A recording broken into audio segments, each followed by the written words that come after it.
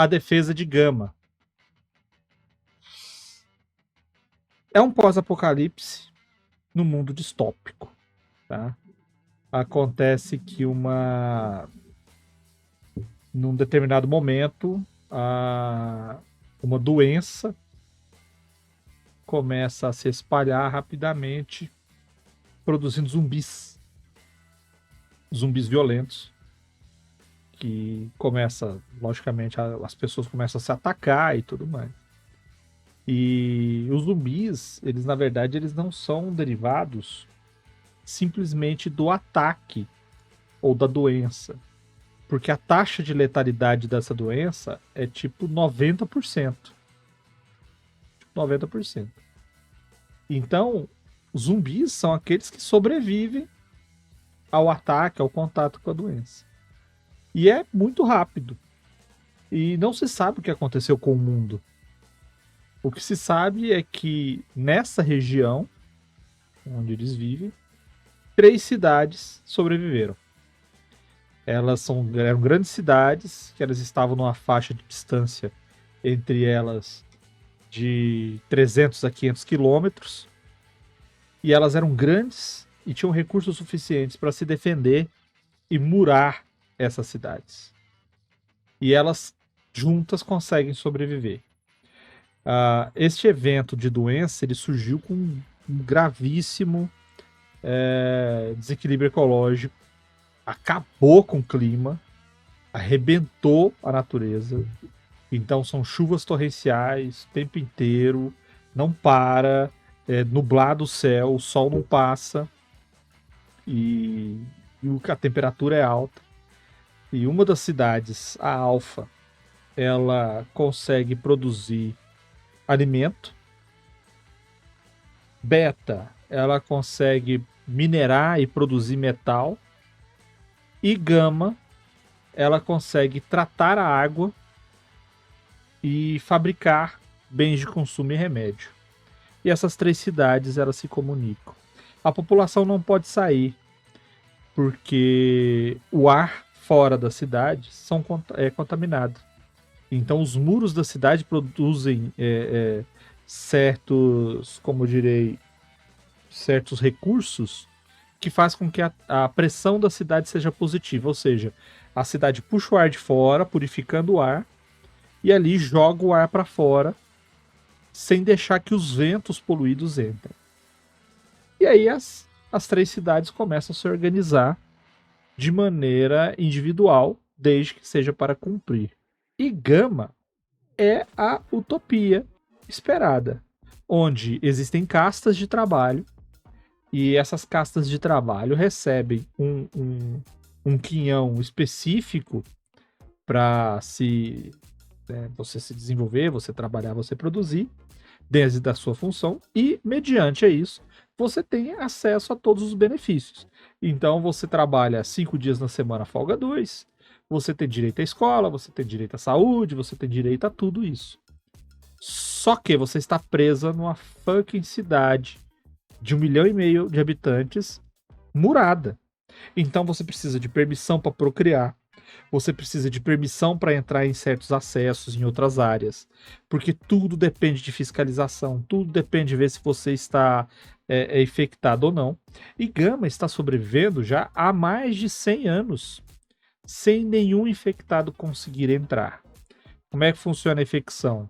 Primeiro, irritação da pele, depois você tem veias, né? Às vezes capilaridades da pele, dos olhos ficam irritadas e você acaba tendo uma sequela, umas sequelas muito intensas de hemorragias localizadas e gradativamente, num período curto, você vai perdendo sua consciência, agindo como se fosse vítima de raiva, né, de cólera, e o seu fluxo sanguíneo, a pressão, elas vão elevando e vão sempre aumentando.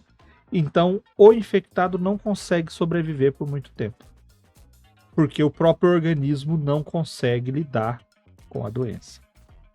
Dentro deste cenário, acontecem 3 coisas. A primeira, infectado entra.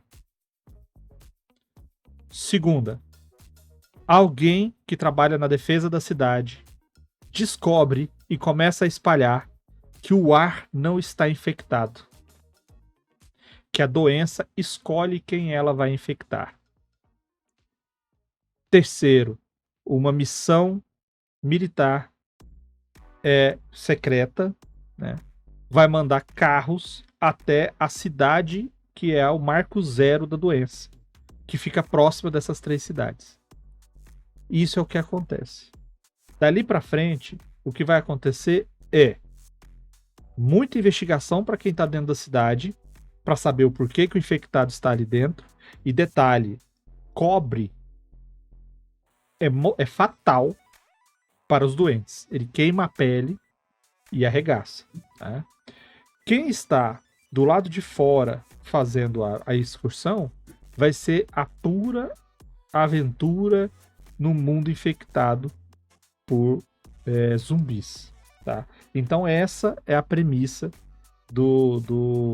da aventura.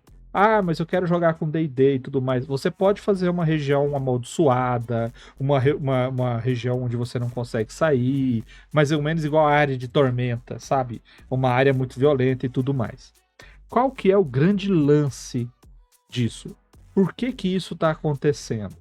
Não existe doença, tá? Não existe doença. Não existe transmissão da doença. O que aconteceu, senhoras e senhores, foi o apocalipse bíblico. Puro e simples. As pessoas que estão vivas estão pegando a fase final do apocalipse, faltando o último elemento, a ascensão do anticristo. É isso que falta, porque ele já nasceu. Ele já nasceu. Ele está no mundo. E quando eles estão indo procurar o paciente zero, eles estão indo pegar o corpo do profeta, que foi o símbolo do 7º selo quebrado, que fez com que o mal se espalhasse. Os infectados, os doentes, na verdade, não são infectados doentes. São possuídos. Possuídos por demônios. Porque os portões do inferno foram abertos. Lembrando que o inferno bíblico, originalmente, os demônios não eram só criaturas malignas. Os demônios eram aqueles que foram para o inferno, porque não foram batizados. Ou foram anjos que foram expulsos do céu. E é nessa que eles estão vindo para a Terra. E o corpo das pessoas não aguenta porque a maioria não suporta este evento. E isso tudo vai ser descoberto nesse processo, ou de investigação interna, ou de investigação externa. A partir daí, meu amigo, você pode criar o que você quiser. Se for moderno, vai ser uma luta onde você vai matar demônio na bala. Mas não é matar o demônio na bala. Você vai matar o corpo em que ele está, porque ele não suporta. Tá? E se você vai ser na campanha medieval, tá ali a campanha perfeita para o seu clérigo, para o seu paladino brilhar. Tá? A ideia é, quando isso acontece, de um infectado entrar, é um infectado resistente. É um corpo que suportou a possessão. E ele não vai morrer por conta dessa diferença. E ele está ali porque ele quer pegar o líder de Gama.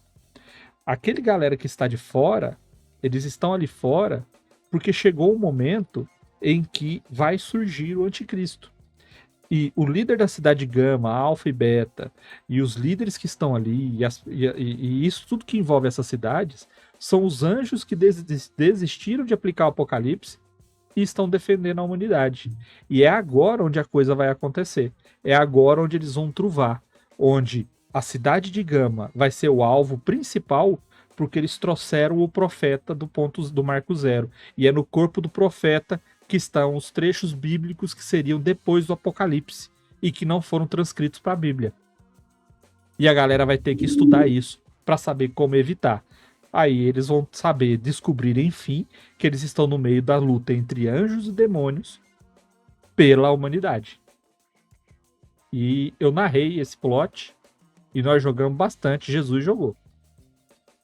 Joguei com um personagem que era médico do exército. E a gente jogou, acho que tanto lado de dentro quanto lado de fora. A gente fez o transporte de um contaminado, eu acho, de um que ia de uma cidade, acho, da beta pra alfa, alguma coisa assim. E a gente jogou sem ficha, né? Sem sistema. Sem sistema. Foi mais numa parada, tipo, um mistério mesmo, assim, que era, você é médico, então você sabe coisas de medicina. O outro fulano lá era soldado, sabia coisas de combate, etc.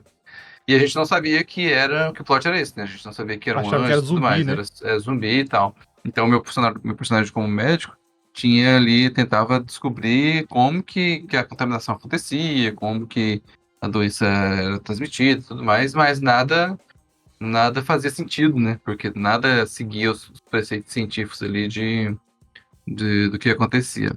E teve ainda uma passagem na Cidade Sagrada, né? Que a gente foi e eu destruí tudo que era santo porque não É, acreditava neles. é aquela cidade da fogueira, né? É, Deixa eu só, antes de você Só, comentar, Marcelo, deixa eu só falar dessa cidade da fogueira. Eles tiveram que levar o corpo para um lugar seguro, porque eles viram que não era seguro, era para beta, tinha que levar o corpo para beta, porque se levasse para gama, a coisa ia pegar. No meio da estrada tinha um desvio e um local que não chovia e tinha plantações. E esses zumbis ficavam em volta, eles não entravam. E lá dentro dessa cidade, meu amigo, tudo era paz, tudo era legal, tudo era bacana. E no centro da cidade uma fogueira que nunca se apagava. E para entrar, eles tinham que abrir mão das armas. Quando eles se chegaram nesse ponto, eles viram que ali era uma utopia que estava sendo executada ali. Todos trabalhavam, todos viviam e todos eram protegidos pelas graças de Deus. E tinha uma menina que era sacerdotisa. E ela era meio que um oráculo de Deus. E estava chegando um momento, quando eles estavam lá, protegidos, se alimentando de coisas que vinham da terra e felizes, chegou um momento que eles falavam que era colheita. Então, uma vez a cada, acho que era por ano, eles tinham que ir até ela e confessar os pecados. E aí eles ficavam livres dos pecados. Só que a cada 10 anos chegava o momento da colheita, né, o fim da colheita. E eles chegaram exatamente nesse período. E eles tiveram que se confessar e tudo mais. E se eles quisessem ficar lá, eles eram bem-vindos, desde que eles abandonassem tudo que eles trouxeram e ficassem lá. Agora, se depois da colheita eles não ficassem lá, eles tinham que ir embora, porque eles não cabiam ali. E aí, beleza, todo mundo se confessou com ela, todo mundo contou os pecados, todo mundo se aliviou, e realmente, né, eles sentiram paz, sentiram aquele negócio todo. Quando terminou isso, chega um cara lá e enfia a faca nessa mulher. E eles ficam horrorizados. Não, por que vocês fizeram isso, aquele negócio todo? E aí eles se voltam contra a população. E é nessa que Jesus apaga a fogueira, faz o Satanás acontecer na cidade. sacrifica todo mundo. Qual que era a lógica? A lógica é o seguinte: ela recebia os pecados de todos durante 10 anos. Então, depois de 10 anos que ela estava com o pecado de todos, o ato dela morrer, ela matava os pecados. E ela ia para o paraíso e escolhia outro profeta. Ok? Beleza. E o pessoal foi embora. Deixou a cidade lá para morrer e tudo mais. O que tinha por trás dessa história? Essa era a cidade do anticristo. Foi ali que ele nasceu. E essa coleta dos pecados é porque ele se alimenta dos pecados. E a morte do inocente é para ele se fortalecer. Então aquelas pessoas que estavam vivendo naquela utopia de paz, tudo em nome do Senhor, e os pecados e tudo mais, na verdade, eles estavam alimentando o anticristo. O falso profeta. O falso profeta. Que tinha deixado esses ensinamentos para eles como salvação. E a fogueira representava a fé deles, a confiança neles.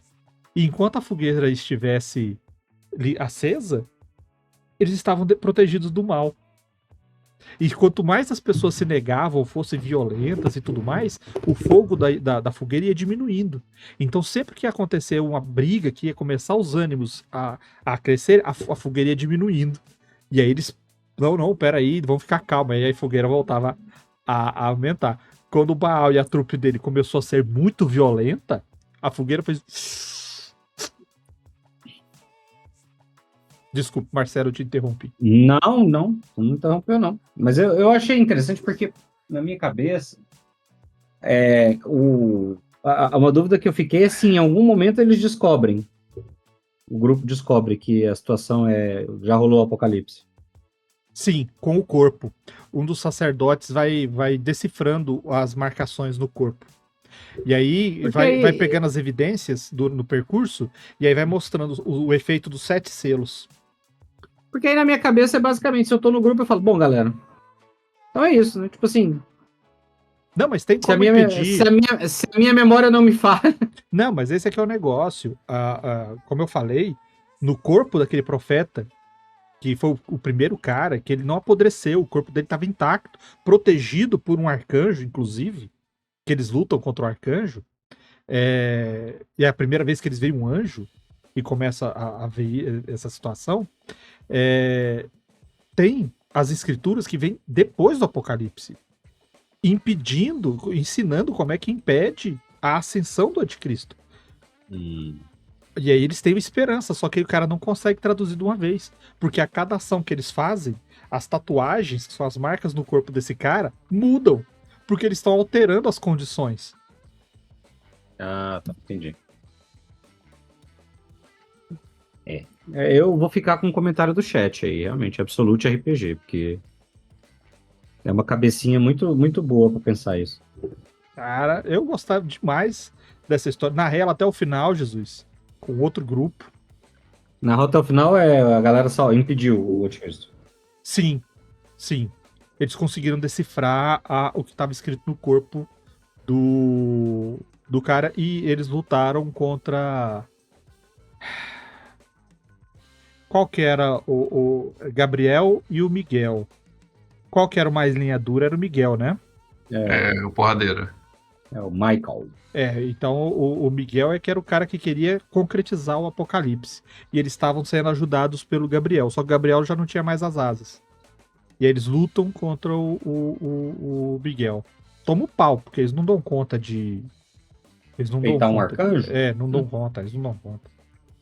Olha lá, o MHG. E o Red faz isso no improviso? Cara, foi. Porque a gente decidiu na hora que ia jogar. A primeira aventura, né? Daí em a diante. primeira. Daí pra frente a conclusão já foi precipitada, né?